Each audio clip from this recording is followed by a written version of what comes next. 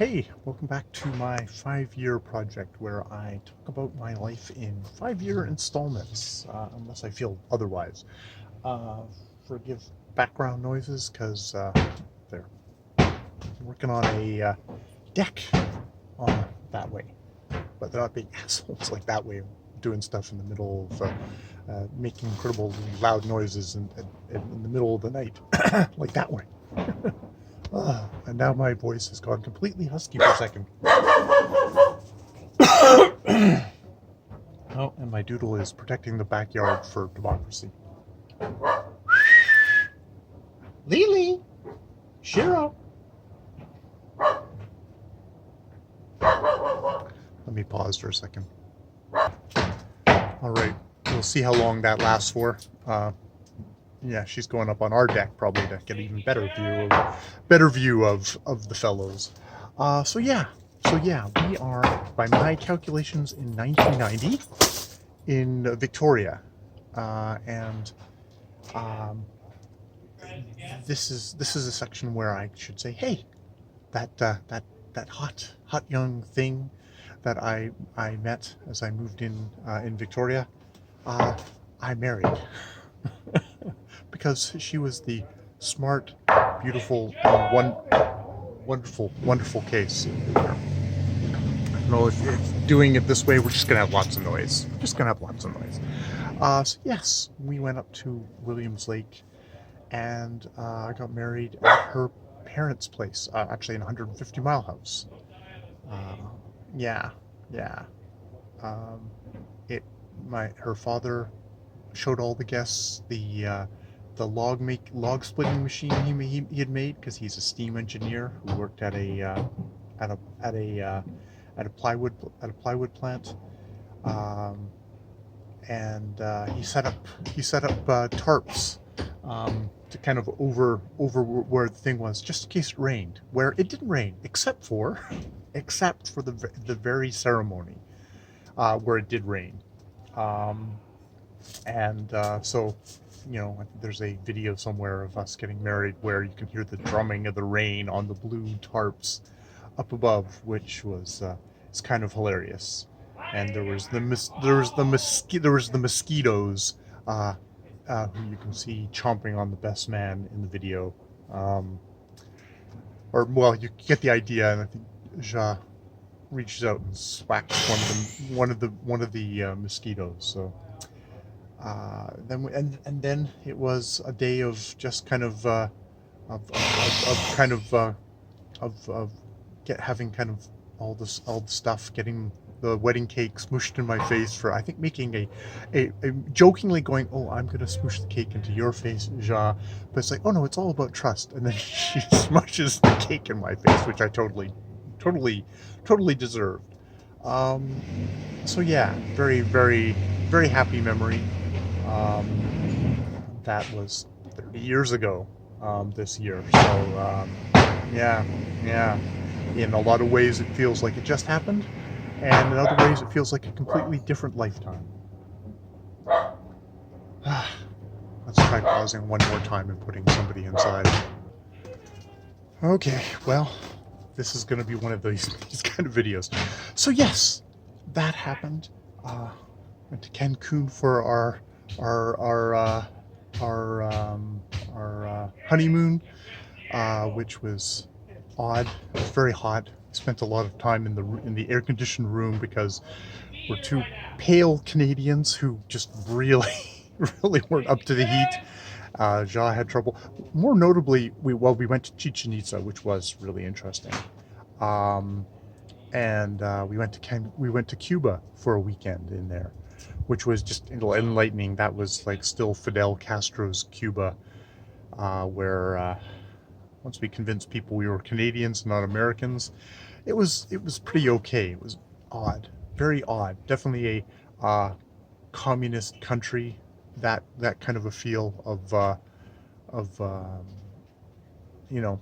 stores with no food in them. People really wanting American currency, despite really not being happy with Americans. and all that sort of stuff. So that was an interesting life experience in the middle of that kind of that thing. But yeah, yeah. Um, Somewhere in this period, we actually went around the United States. We drove around the United States, kind of camping places, which I have to say, boy, is a test of if you're going to be able to um, stay with someone for 30 years. Driving around the United States, continually breaking down and setting up like a tent for a lot of it. It was a good test. And I think we ran out of money as we were coming back. Oh, and had to drive from like Salt Lake City to Kelowna in like one day. It was an odd trip, but yeah, that was all the way down to like Savannah, Georgia, which was beautiful. And then yeah, up that way. That was an interesting trip. But yeah, definitely a good test to see if we were in any ways compatible. Um, I think I can probably group in here around this time my whole thing with being going into the creative writing program at UVic, where um, I'm really neurotic about my writing, and I really put a lot of my own self-worth into my writing, and it just the pressure of it became worse and worse, and just the kind of the the process of the creative writing program there, which is not unlike a lot of creative writing programs where you write work and then you take it to a workshop where you exchange it with all your fellow people there, and then everybody tears apart each other's work, or at least that's sort of how it kind of worked out. Um, it's probably more productive than that. But I think what I found was even when I got positive feedback on a story, that happens sometimes. Uh, it left me feeling as bad as if someone had jumped up and down and said this work is shit. It just stressed me so much out that I ended up not being able to write at all, and I flushed out of the creative writing program. I didn't think I flashed out, but I scraped by and then I just quit. I finished it. I finished like I think it's the second or third term, and then I just quit because there was no way I was going to go on with it. It was not good for me, and that probably kind of that, and my own lack of drive and stuff like that. I was never basically able to get back into the writing. Now I think I write the odd story every once in a while. I do NaNoWriMo, but I kind of accepted that wasn't going to be that being a professional writer was not going to be a thing for me. At that point, I was, and it's going to take me a decade or two to kind of accept that I wasn't going to do that on my own either. But that's that's the lost years, which we'll get into. We'll get into later. I was able to kind of go back and get a BA in English um, over this period, which was like, it's like I had all these credits. There's some in history, some in English. It's like basically I had this more for English, and I was able to get it. But that happens a little bit later. But yeah, those are sort of the years in Victoria. Um, at the same time that all this was happening, my grandfather died. We went over to Scotland to visit him. He was not doing well. We arrived there that night, and it's like, oh, he's not feeling that great. You should come to tomorrow to see him.